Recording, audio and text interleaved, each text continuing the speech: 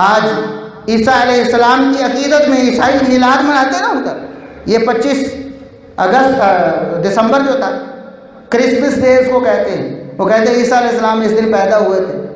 تو اب دیکھیں مسلمان بھی کیا کرتے ہیں، محمد صلی اللہ علیہ وسلم اس دن پیدا ہوئے تھے۔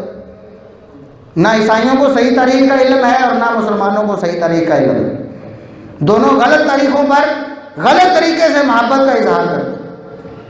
عیسائی بھی یہ کرتے ہیں، مسلمانوں کا طبقہ بھی یہ کر رہا ہے۔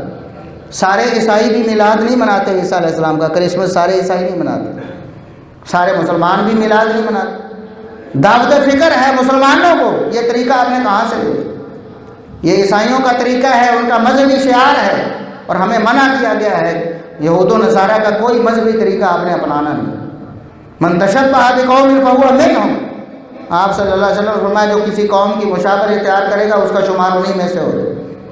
ہم مسلمان ہیں، ہمیں صحابہ کا طریقہ دیکھنا چاہیے، محمد الرسول اللہ صلی اللہ علیہ وسلم کی سیرت کو دیکھنا چاہیے، قرآن و حدیث کو دیکھنا چاہیے، نہ کہ لوگوں کو دیکھا دیکھی۔ اور یہ مبارک کے حوالے سے آخری بات عرض کرتا ہوں، بڑے مسلمان کہتے ہیں کہ عیسائیوں کو مبارک دینے میں کیا حرج ہے، کرسمس کی مبارک دینے میں کیا حرج ہے؟ دیکھیں وہ عیسیٰ علیہ السلام کو اللہ مانتے ہیں، عیسیٰ علیہ السلام کو اللہ کا بیٹا مانتے ہیں، عقیدہ تثلیث کے قائل ہیں، کفریہ عقیدہ ہے۔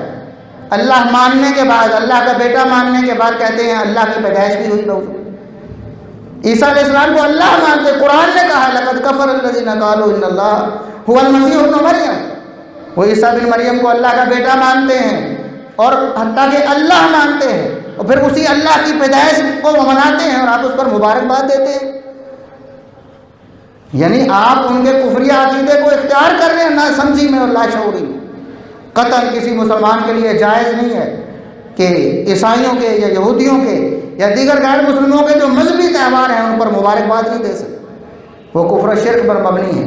ہاں ان کی شادی غمی میں ویسے آپ شریک ہو، ان کے ساتھ اچھا برتاؤ کریں، ان کی مدد کریں، ان کو اسلام کی دعوت دیں، اسلام کی طرف لے کر آئیں۔ اللہ رب العزت ہمیں عیسیٰ علیہ السلام کی سیرت پر اور عیسیٰ علیہ السلام کی تعلیمات پر ہمیں بھی عمل کرنے کی توفیق عطا فرمائے، اور محمد الرسول اللہ صلی اللہ علیہ وسلم کی شان میں غلو جس طرح عیسائیوں نے عیسیٰ علیہ السلام کی شان میں کیا، ہمیں اللہ رب العزت سے محفوظ رکھے۔ وآخر دعوانا الحمدللہ رب العالمین۔